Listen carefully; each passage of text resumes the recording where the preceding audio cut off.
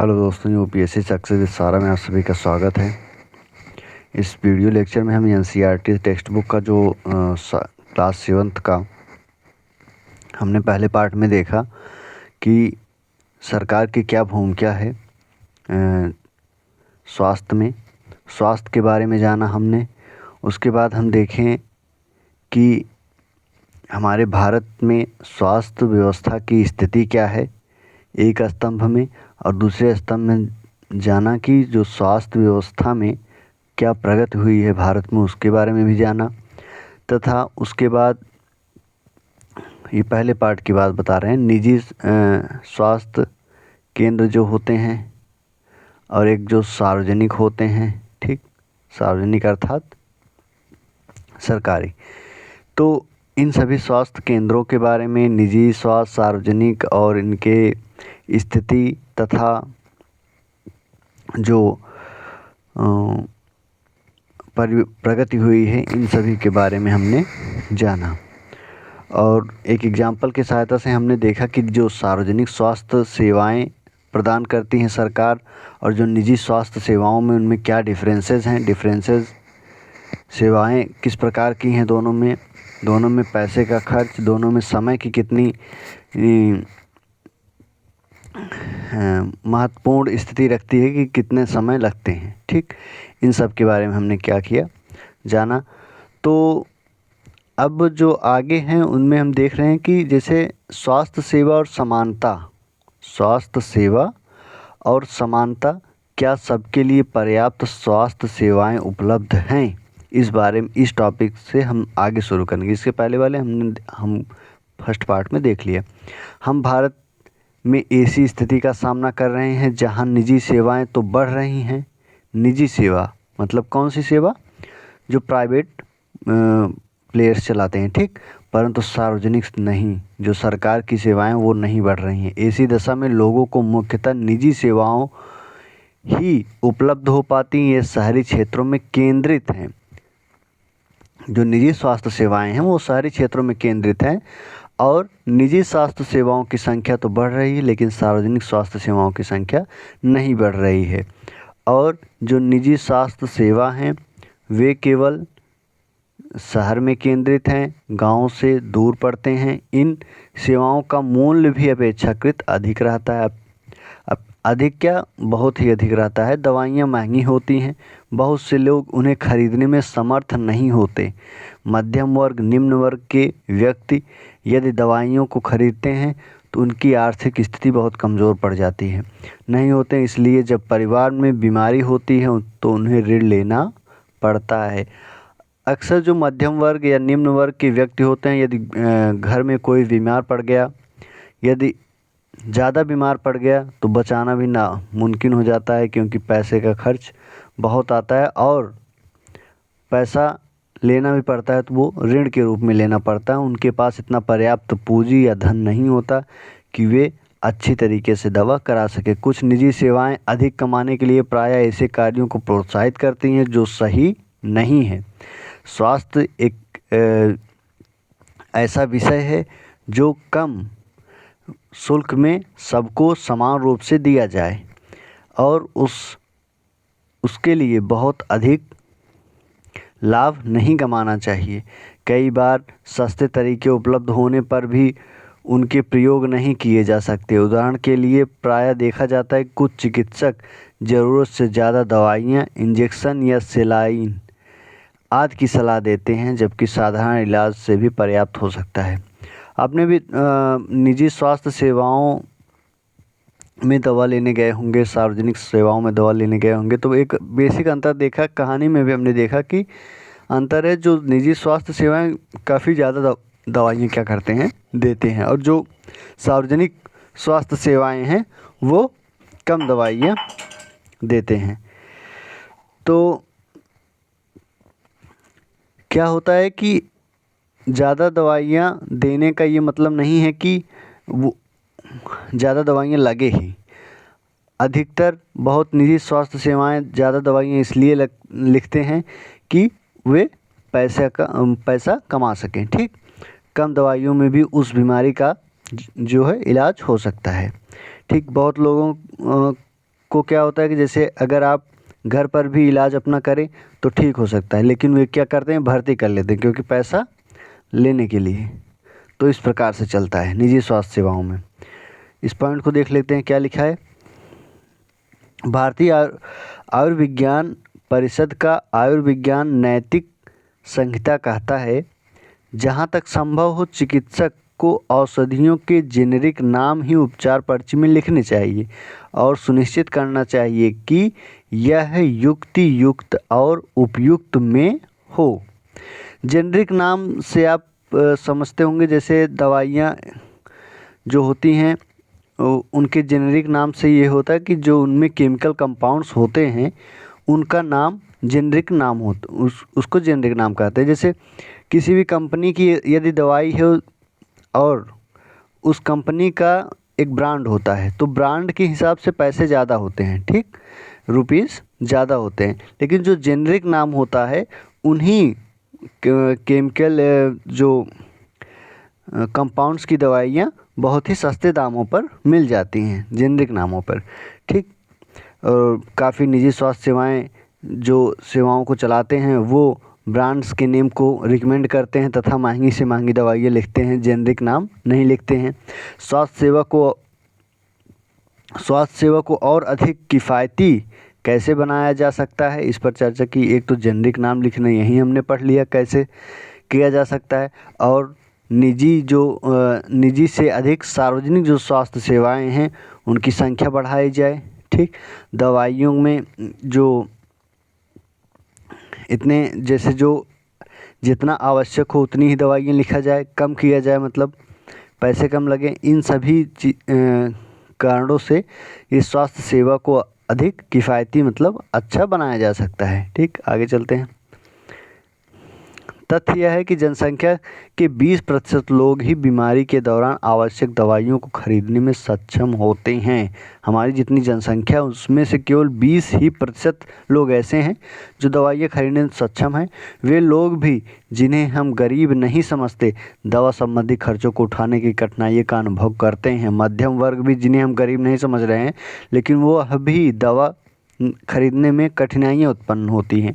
एक अध्ययन में यह पाया गया कि जो लोग अस्पताल में किसी बीमारी या चोट लगने से भर्ती होते हैं उसमें से 40% लोग खर्चों का भुगतान पैसे उधार लेते हैं या अपनी कुछ संपत्ति बेचते हैं, ठीक। आप इस प्रकार से समझ रहे होंगे, इस लाइनों से आप समझ रहे होंगे किस प्रकार की स्थिति है मध्यम वर्ग के लोगों की, ठीक। भारत के 20% को छोड़कर बाकी लोगों की।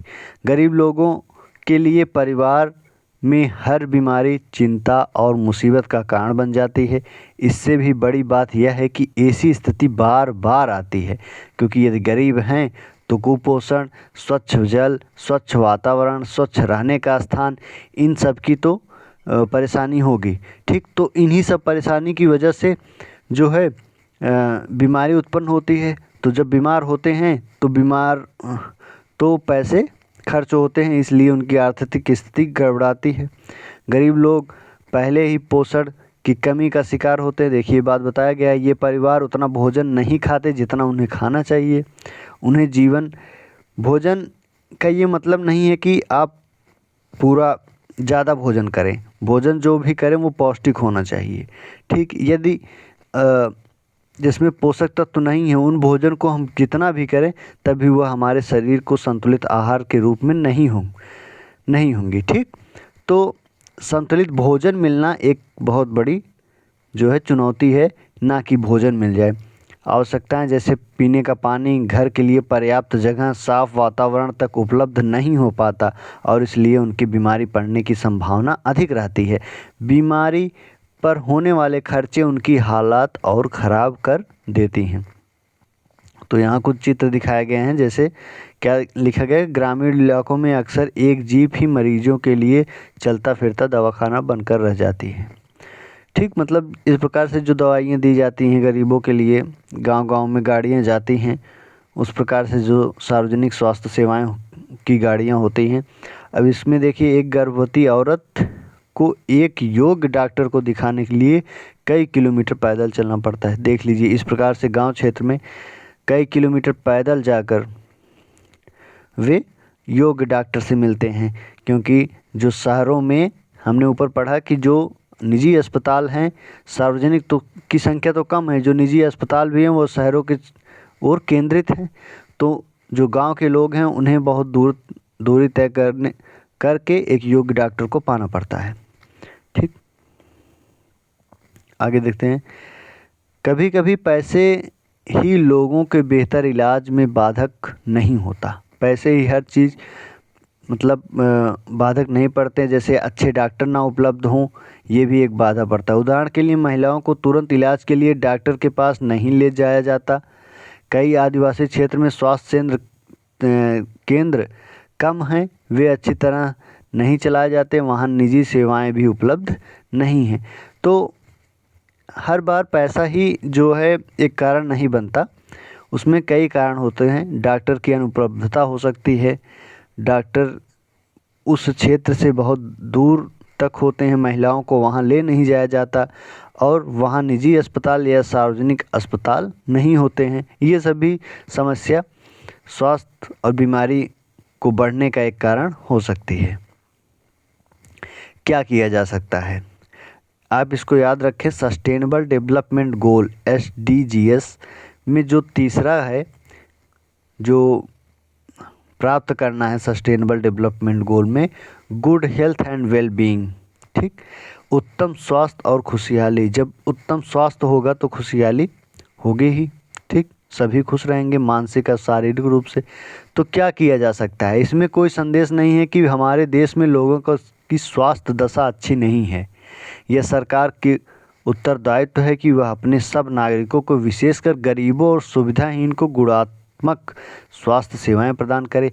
फिर भी लोगों का स्वास्थ्य जितना जीवन की आधारभूत सुविधाओं पर और उनकी सामाजिक स्थिति पर निर्भर करता है, उतना ही स्वास्थ्य सेवाओं के ऊपर भी। इसलिए लोगों के स्वास्थ्य की दशा सुधारने के लिए दोनों पक्षों पर कार्य करना आवश्यक है। ऐसा करना संभव है, अगले पृष्ठ में बताया गया है उदाहरण के रूप में। तो किस प्रकार से उदाहरण दिया गया हम देखते हैं। जैसे केरल का अनुभव बताया गया है कि 1966 में केरल सरकार ने राज्य में कुछ महत्वपूर्ण परिवर्तन लाए। क्या परिवर्तन लाए? राज्य के पूरे बजट का 40% पंचायतों को दिया। इसमें पंचायत अपनी आवश्यकता को योजनाबद्ध कर उनकी पूर्ति कर सकती थी। इससे गांव में पीने का पानी पंचायत ने व्यवस्था किया, आहार की व्यवस्था, औरतों के विकास और शिक्षा के लिए उचित व्यवस्था सुनिश्चित करना संभव हो सका। तो इन सभी व्यवस्थाओं से जब औरतों के लिए शिक्षा और अधिक उचित व्यवस्था की जाएगी, तो जो परिवार के में जो ऐसे मतलब व्यक्ति हैं, औरत ऐसी व्यक्ति है, ऐसी जीव है, जो जीव नहीं है प्राणी कह सकते हैं, जो घर के सभी व्यक्तियों का ध्यान रखती है। तो वो पोषण का और खाने पीने का, पीने का, पानी का, सब चीज़ों का अच्छे तरीके से ध्यान रखेगी। तो इन सभी व्यवस्थाओं से केरल में स्वास्थ्य के क्षेत्र में वृद्धि हो गई है। इसके फलस्वरूप जल वितरण व्यवस्था की जांच की गई, स्कूलों और आंगनबाड़ियों को काम को सुनिश्चित किया गया और गांव के विशेष समस्याओं पर ध्यान दिया गया। विशेष समस्याओं पर ध्यान और स्कूलों के बाड़ियों के सुनिश्चित कार्य किए गए। स्वास्थ्य केंद्रों के लिए सुधार किया गया। इन कार्यों की स्थिति सुधार में आया। इतने प्रयत्नों से कुछ समस्याएं तो बनी रही, जैसे दवाइयों की कमी, अस्पतालों का अपर्याप्त बिस्तर, पर्याप्त डॉक्टरों का न होना आदि। इन समस्याओं को दूर करने के लिए अधिक जानकारी के लिए लॉगिन करें इस वेबसाइट को। तो इस 40 बजट का, केरल सरकार के बजट का 40% पंचायतों को देने से वहाँ की जल जो व्यवस्था है, वातावरण व्यवस्था है, महिलाओं की शिक्षा तथा उनके उचित पोषण की सुविधा, इन सभी के द्वारा कुछ ना कुछ स्वास्थ्य क्षेत्र में तो विकास हुआ ही, लेकिन कुछ जो कमियां हैं वो बनी की बनी रही। जैसे दवाइयों की कमी है, अस्पतालों में अपर्याप्त बिस्तर, उचित डॉक्टरों की कमी। ठीक, तो लेकिन इन सब कमियों के बावजूद भी कुछ न कुछ स्वास्थ्य के क्षेत्र में केरल ने प्रगति की, ठीक, अन्य राज्यों की तुलना में। आइए अब एक देश का उदाहरण देखें और स्वास्थ्य संबंधी मुद्दों पर कि उनकी कार्य पद्धति की जानें। तो एक देश है, उसके बारे में बताया गया कि उसने स्वास्थ्य सेवा में कैसी व्यवस्था अपनाई, किस प्रकार से उसने प्रगति किया। कोस्टा रिका को मध्य अमेरिका का सबसे स्वस्थ देश माना जाता है। इसका मुख्य कारण उसके संविधान में निहित है। कई वर्षों पहले कोस्टा रिका ने बहुत महत्वपूर्ण निर्णय लिया। क्या निर्णय लिया? वे देश में सेना नहीं रखेंगे। इससे उन्हें सेना पर व्यय किए जाने वाले धन लोगों की शिक्षा, स्वास्थ्य और अन्य आधारभूत जरूरतों को खर्च करने में मदद मिली। कोस्टा रिका में सरकार मानती है कि देश के विकास के लिए स्वस्थ होना जरूरी है और इसलिए अपने देशवासियों को स्वास्थ्य पर बहुत ध्यान देती है। कोस्टा रिका की सरकार अपने सभी निवासियों को स्वास्थ्य के लिए मूलभूत सेवाओं व सुविधाएं देती हैं, जैसे पीने का सुरक्षित पानी, सफाई, पोषण, आवास आदि। स्वास्थ्य की शिक्षा को बहुत महत्वपूर्ण माना जाता है और सभी स्तरों पर स्वास्थ्य संबंधी ज्ञान शिक्षा का एक जरूरी भाग है। तो कोस्टा रिका देश जो मध्य अमेरिका का एक देश है, जिसने यह निर्णय किया कि वह सेना नहीं रखेंगे और तथा जो सेना पर व्यय होगा उसको उन्होंने स्वास्थ्य व्यवस्था में व्यय किया, जिसमें सभी प्रकार की शुद्ध पानी की व्यवस्था, शिक्षा की व्यवस्था, इस प्रकार से रहने की व्यवस्था, साफ सफाई, पोषण की व्यवस्था की, जिससे उनका ये मानना था कि देश का विकास स्वस्थ लोगों से ही हो सकता है। तो उन्होंने स्वास्थ्य के क्षेत्र में प्रगति की और वह मध्य अमेरिका का सबसे स्वस्थ देश माना जाता है। ऊपर दिए गए भारत के नक्शे में केरल राज्य को गुलाबी रंग से दिखाया गया है। केरल राज्य आप देख सकते हैं इस पुस्तक में पृष्ठ 98 में भारत का नक्शा दिया गया है। इस नक्शे में अपनी पेंसिल में केरल राज्य की आकृति बनाइए, ठीक। तो इसमें आप समझ रहेंगे और इसमें देख लीजिए सस्टेनेबल डेवलपमेंट 3 हमने ऊपर देखा और सस्टेनेबल डेवलपमेंट गोल जो 6 है वो क्लीन वाटर एंड सैनिटेशन है ना, जल की स्वच्छता से, कि जो हम जल उपयोग करें वह स्वच्छ होना चाहिए, ठीक। तो इस प्रकार से अभ्यास के जो प्रश्न हैं आप पढ़ लीजिए, ज़्यादा कुछ इसमें है नहीं, जो हमने पढ़ा वही पूछे गए हैं। तो शब्द संकलन हम देख लेते हैं। शब्द संकलन में क्या है, जो कुछ बेसिक शब्द हैं उनके बारे में। सार्वजनिक वह सेवा या कार्य जो देश के लोगों के लिए है और मुख्य रूप से सरकार द्वारा आयोजित किया जाता है। इसमें स्कूल, अस्पताल, टेलीफोन सेवाएं आदि शामिल है।